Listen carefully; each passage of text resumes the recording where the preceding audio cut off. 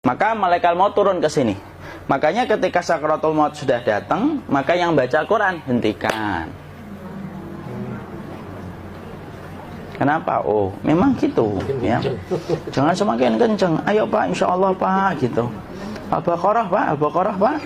Al-Kahfi, Al-Kahfi. Enggak lah. Yang baca Quran berhenti dulu. Kemudian digantikan dengan kita mentalkin. Antum agak ke sana dikit. Masya Allah ya. Orang yang meninggalnya kooperatif ini.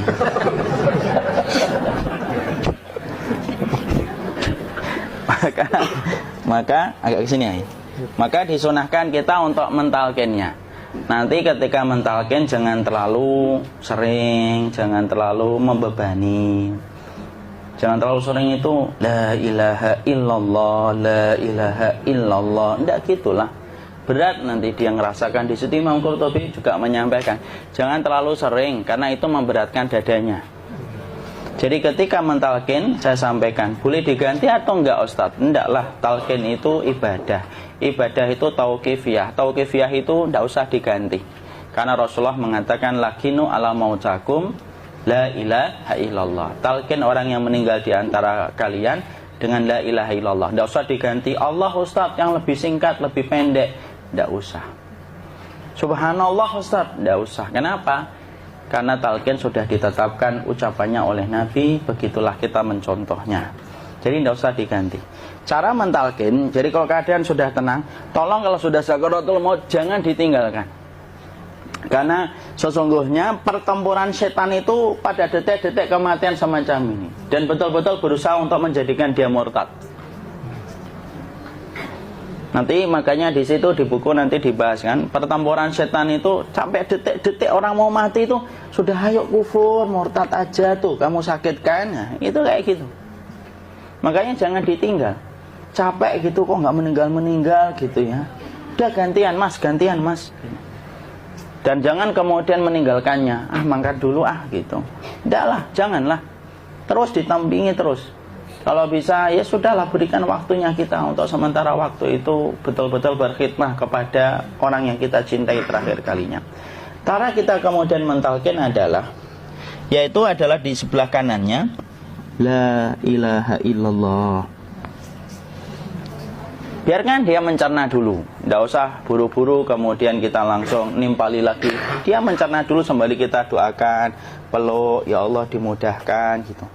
Kalau ada orang yang bisa ngucapin la ilaha illallah itu siapa yang memberikan itu Ustaz? Yang memberikan kekuatan Allah Pak. Karena ngomong aduh aja sudah tidak mampu. Makanya Allah berfirman dalam surat Ibrahim, yusabbitullahu alladhina amanu bil qawli tsabit fil hayatid dunya wa fil akhirah. Allah teguhkan perkataan orang yang beriman dalam kehidupan dunia dan akhirat. Dunia itu ya ketika menjelang kematiannya. Makanya dia bisa ngomong la ilaha illallah. Sebenarnya ngomong aduh aja udah gak mampu. Kalau bisa ngomong, dia mesti ngomong aduhnya dulu. Tapi Allah yang menggerakkan. Ngomong la ilaha illallah. Makanya mangkana akhiru kalamihi la ilaha illallah dakhalal jannah. Barang siapa akhir kalamnya itu adalah la ilaha illallah, pasti masuk surga. Makanya kita lagi la ilaha illallah. Dah. Cerah dulu. Enggak usah minta diburu-buru ya. Enggak usah gini. Ayo la ilaha illallah. Ayo.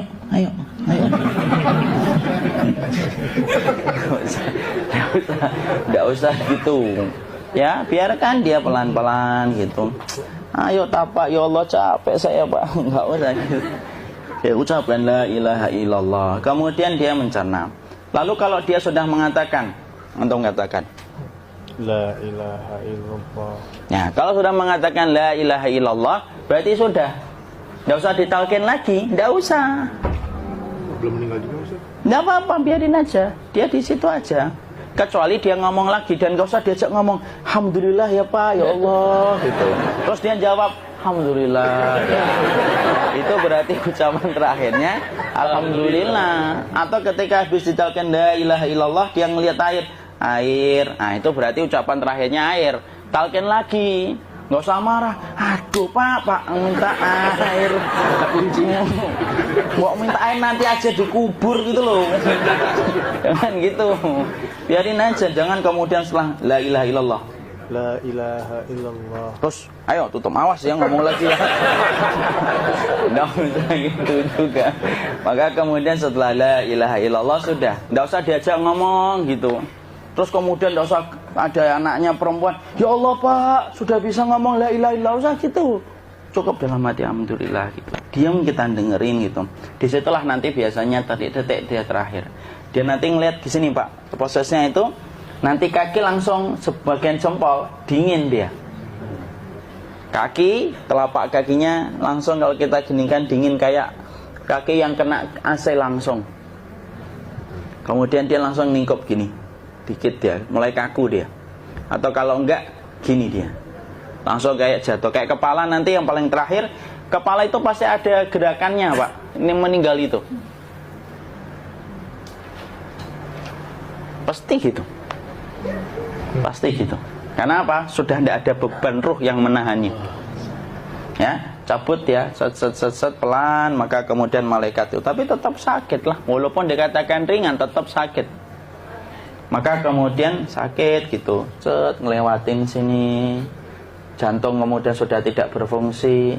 Kemudian ginjal Pak, ngelewatin ginjal tidak berfungsi. Bapak bayangkan kan, kalau yang pernah sakit batu ginjal Pak, sepakat nggak kalau kita batu ginjal itu sakitnya luar biasa Pak? Itu baru titik batu kecil di ginjal. Kita bisa bayangkan tiba-tiba ginjal tidak berfungsi. Sakitnya kayak apa Pak? Tiba-tiba ginjal nggak berfungsi, pankreas naik, kemudian tek jantung. Jantung ini dia masih hidup dia, di sininya masih hidup walaupun jantungnya sudah berhenti. Naik. Kemudian mata, dia ngelewatin mata. Organ tubuh yang paling setia sama ruh itu mata. Maka kemudian mata dia ngelihat dia, ngelihat keluarnya, naik dia. Ya, dilihat ini sama dia. Makanya Rasulullah mengatakan innar ruha idza qubida tabi'ahul basar. Ruh itu kalau dicabut, mata itu ngikutin kemana perjalanan ruh itu. Makanya ada yang meninggalnya gini. Ya, itu bukan tanda su'ul khatimah. Itu tanda fitrahnya mata ngikutin ruh. Atau kemudian bukanya sedikit. Ada yang kayak senyum, Pak. Ada yang ke sini yang keringetan. Nah, itu tanda husnul khatimah. Ada yang senyum. Jadi sakitnya setelah selesai itu plong gitu loh. Makanya kemudian ada yang tersenyum. Maka itu tanda. Kalau kita ngelihat orang yang membuka mata kayak gini, tidak usah takut. Cepat-cepat kemudian kita nanti tutup. Biasanya kalau terlalu lama, itulah yang menjadikan ini tidak bisa ditutup. Makanya harus pakai kapas akhirnya. Karena apa? Karena pas meninggal nggak langsung ditutup. Biasanya karena perawat takut, dokternya juga nggak tahu itu, dibiarin itu. Makanya ada beberapa mata yang ditutup pakai tensoplas kan? Sebenarnya kalau langsung bisa nutup dia, fitrahnya nutup mata itu. Jadi kemudian kita baca Allahumma firlahu warhamhu wa'afihi wa'fu anhu atau bismillah wassalatu wassalamu ala rasulillah, tutup. Bismillah. Tidak usah takut. Kecuali buka lagi ya, ini baru kita kabur bareng. Kalau buka lagi Pak, insya Allah Pak, ya Allah, ya kita kabur bareng-bareng Pak. Diusap Pak, diusap gini. Ini enggak disenggol gini, enggak. Begini kan, sudah meninggal dunia. Tangan boleh begini, boleh diluruskan, enggak ada ketentuannya. Boleh gini, boleh kemudian lurus. Nggak usah disalahin kalau ada yang lurus. Lu itu tangannya gimana sih? Posisikan kayak sholat. Nggak ada perintah kayak gitu. Jadi kemudian dikondisikan saja. Terus maka kemudian dipijit-pijit, akiknya dikeluarin, kemudian jamnya dilepas, gigi palsunya dilepas kalau ada, ya. Kemudian apa setelah itu? Coba buku.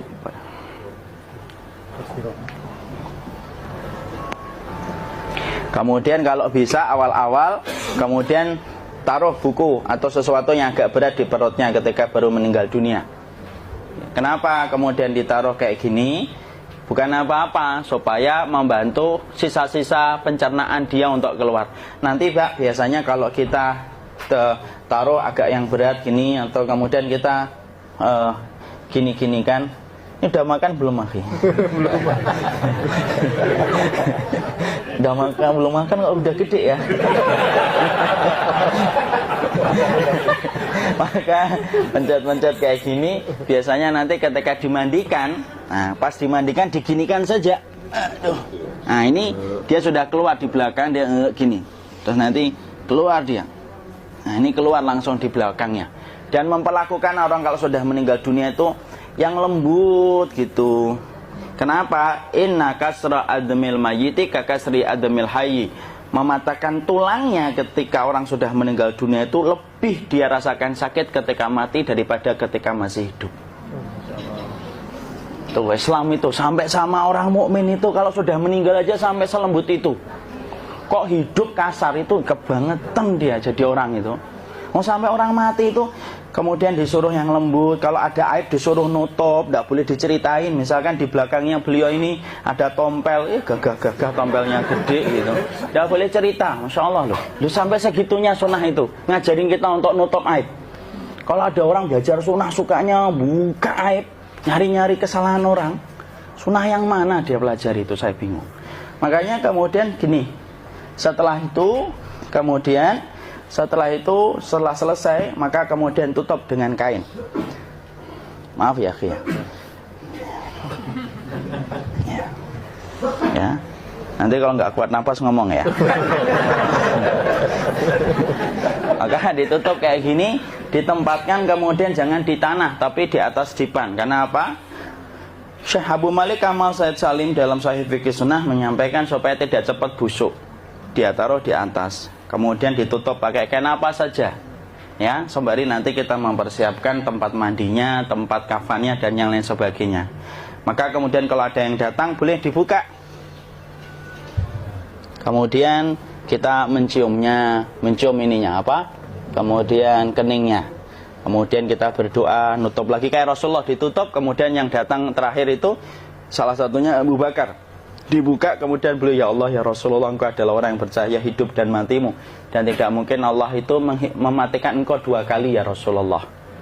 Maka kemudian ditutup kembali. Saat itu para sahabat dalam keadaan mendung semuanya. Maka disitulah kita lakukan kayak gini, ditutup gini Ustaz ya.